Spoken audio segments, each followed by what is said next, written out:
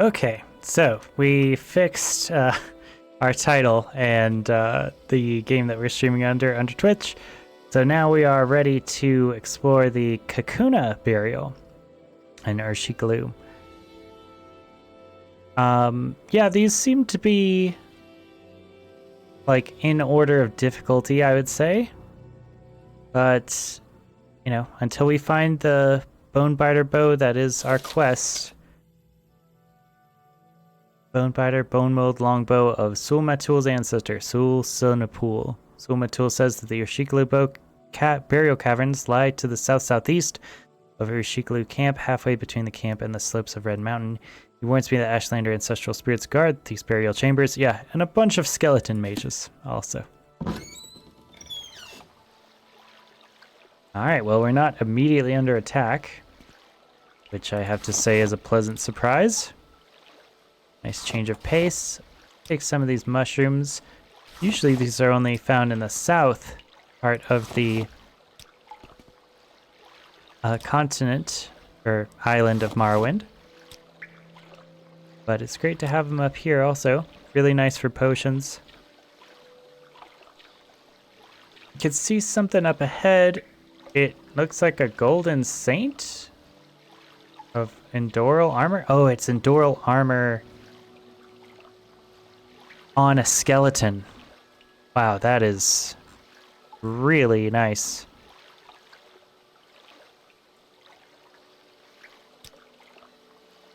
Let's go ahead and buff ourselves up as much as we can here.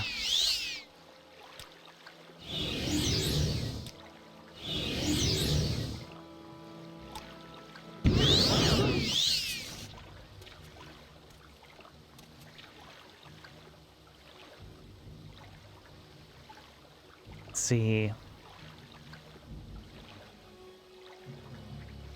Yeah, the fire things seem to be effective against undead. So let's go ahead and stick with that.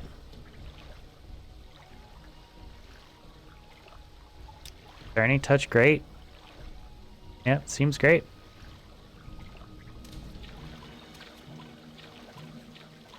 Oh, here it comes. Aggro on the skeletons first. Ooh, that seems like a nice hammer he's got there.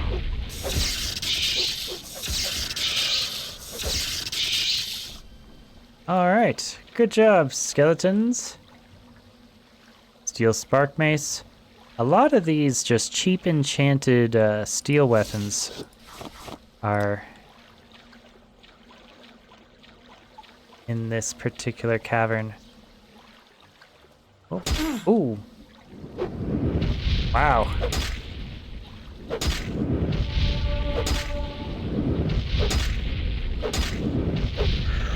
Well, I guess I tanked that one.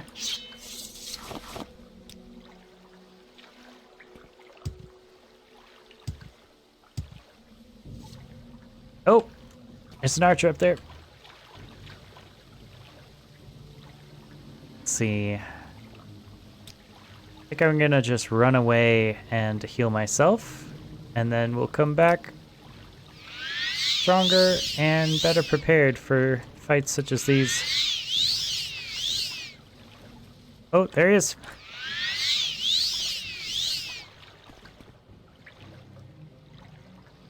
Alright, let's use a potion.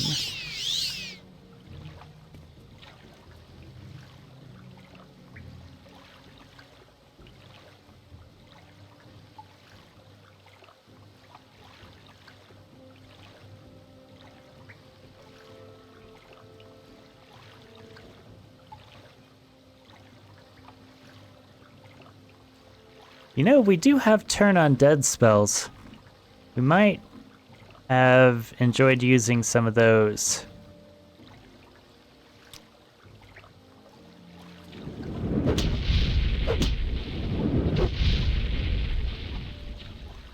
Alright, well that archer wasn't so bad.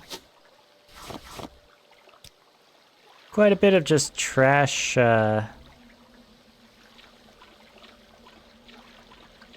like trash bows and stuff. We also have like 16 standard magicka potions, so we should probably start using those. They are wearing us down. This feels like a acrobatics or levitation check, so either alteration to fly. Oh, and under the waterfall is a little hidden spot.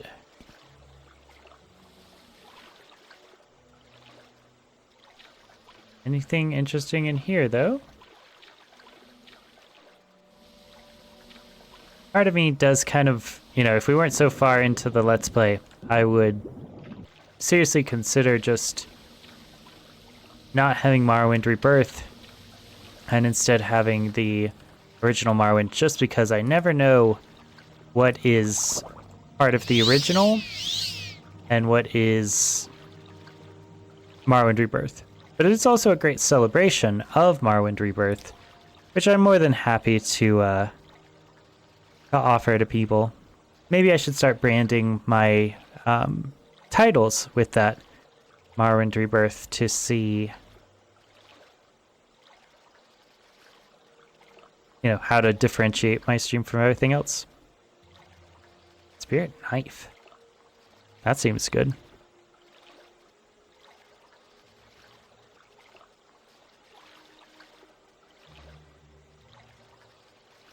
Levitate. There we go.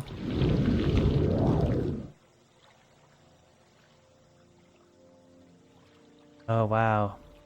Devil cephalopod helm.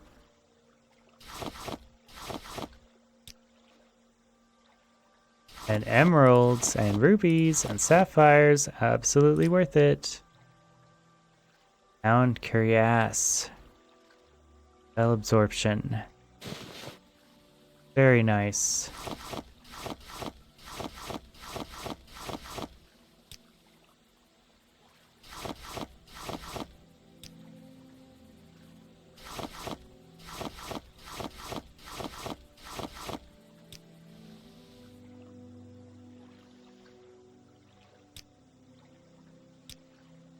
Okay, just double checking. Got everything. Nothing else out here. Oh. That's our acrobatics.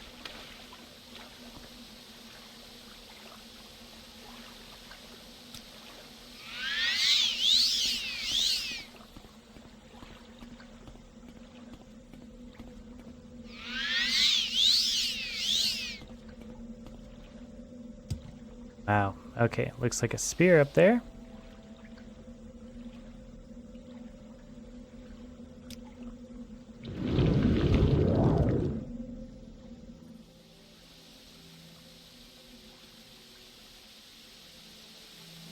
Gonna check behind this waterfall. Nothing. Alright. Like we got another dead adventurer. Kind of a common theme here. Good old frost axe. And an Ashlander shield. That seems good. Light armor. A little shame that we aren't using shields on this character.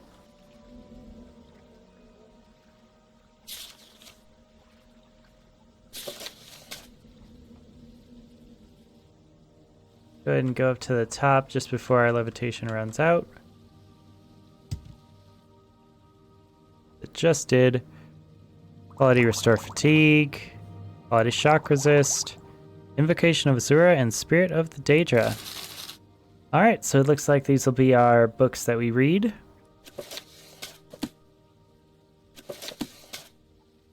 Let's try Invocation of Azura.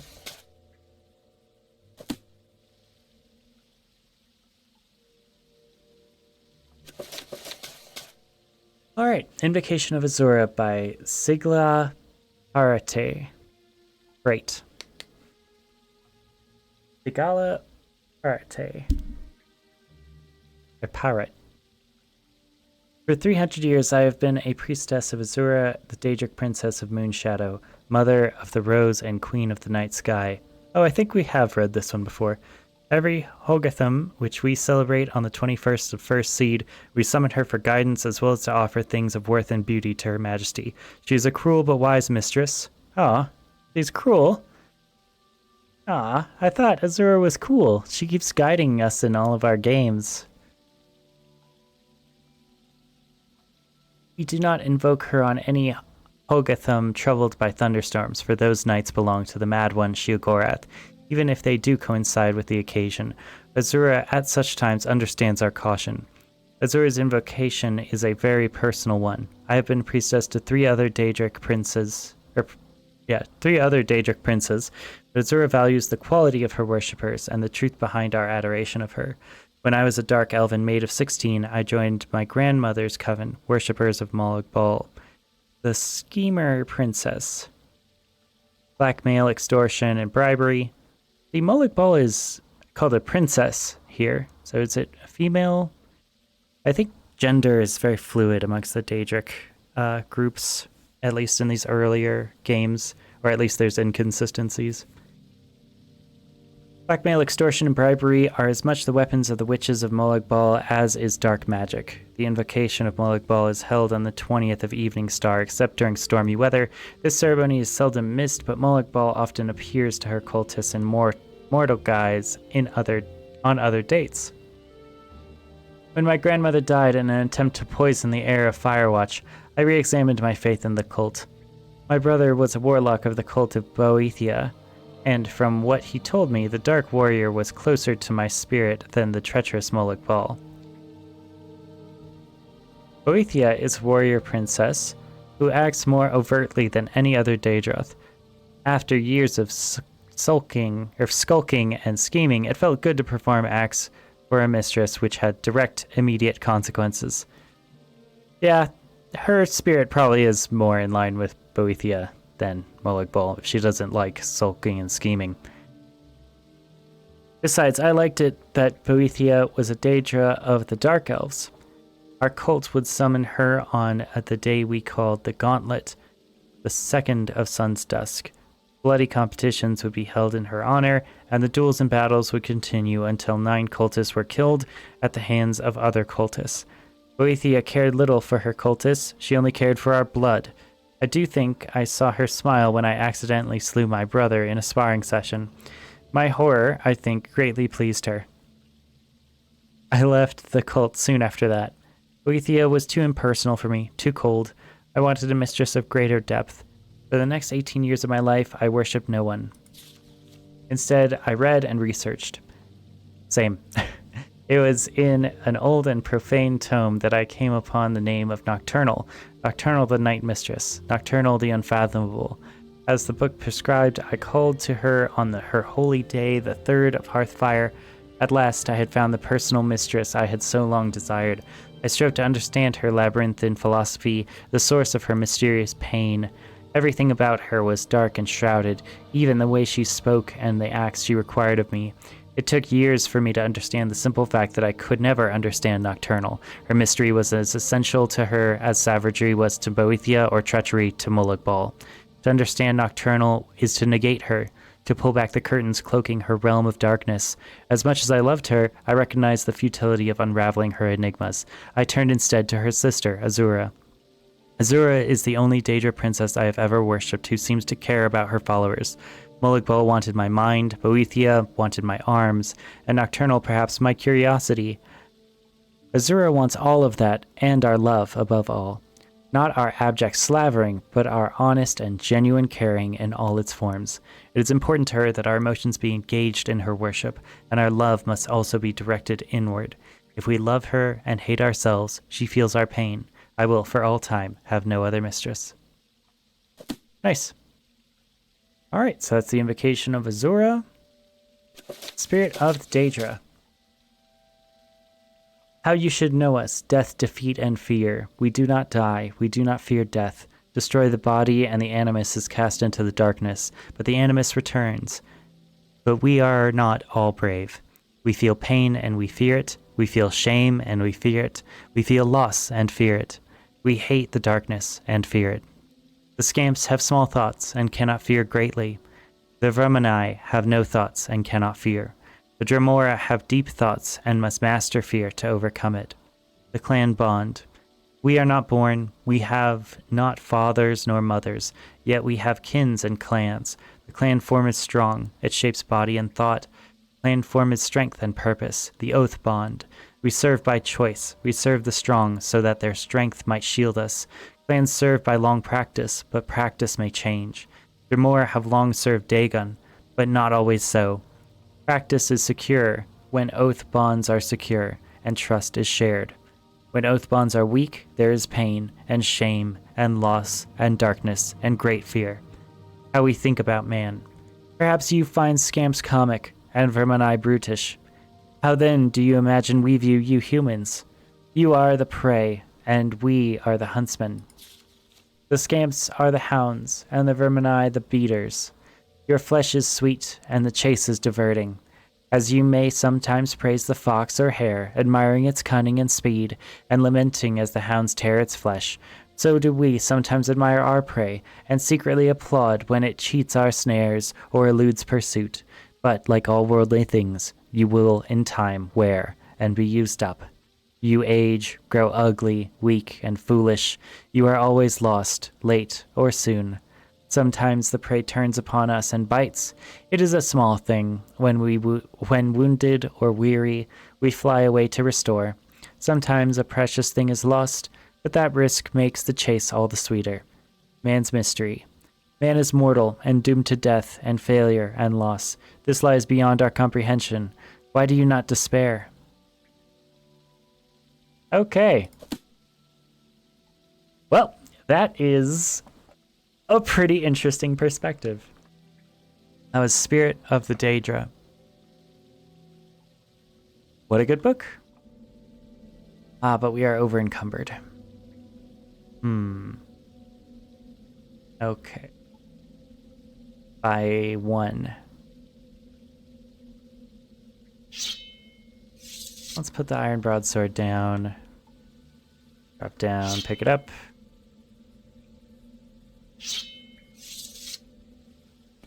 Down to this side. Chin spear. Value's only 15. Value of this is 60. Got hide, we got bloat, we got scrib cabbage, we got sunflower petals.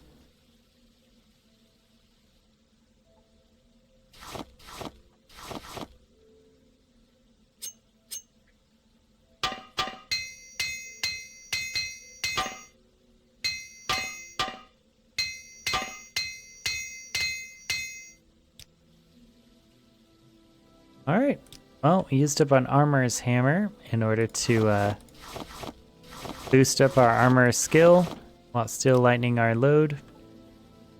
Still over encumbered.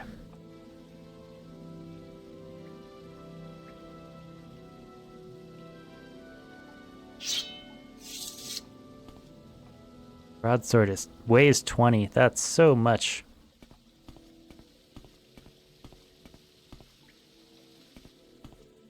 Oh, here's a mummy over here. Chitin chitin short sword. Value's only 12. We'll let you keep it, buddy. Enjoy your little short sword there.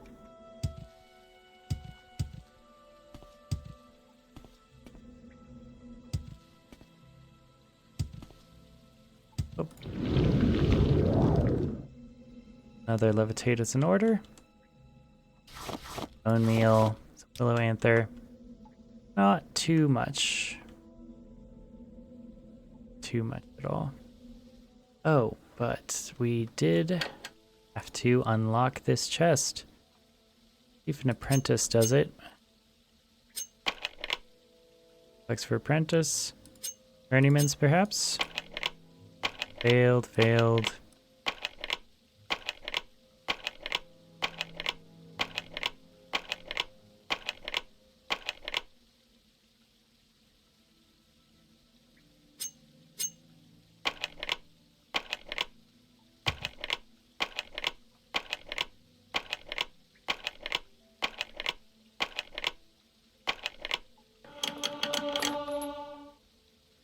All fire resistance, jump potion, and restore speed potion. Not bad.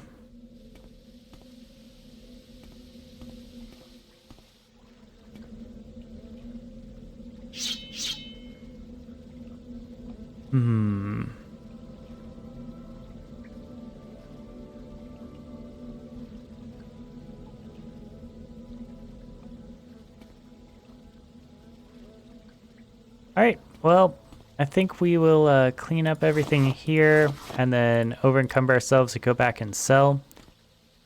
It's just really a shame that it seems like all of our last few episodes for this are just going to be so short because we keep on having to go back and sell. But, you know, 20 minutes each. 20 minutes of dungeon diving. Okie doke. Well, I will see you then. Peace.